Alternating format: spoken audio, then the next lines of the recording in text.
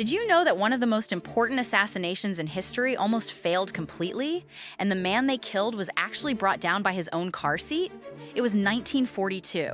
7 Czech paratroopers, trained by the British, parachuted into Nazi-occupied Czechoslovakia with one mission: kill Reinhard Heydrich, the man who had just formally organized the mass murder of millions of Jewish people. On the morning of May 27th, everything went wrong.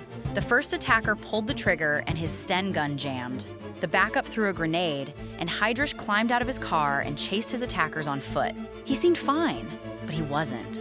Horsehair from his car seat had been blasted into his body by the explosion. 8 days later, he died from the infection.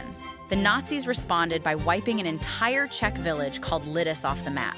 They shot the men, sent the women to concentration camps, and gassed the children. One jammed gun, one lucky grenade, and the architect of the Holocaust was dead.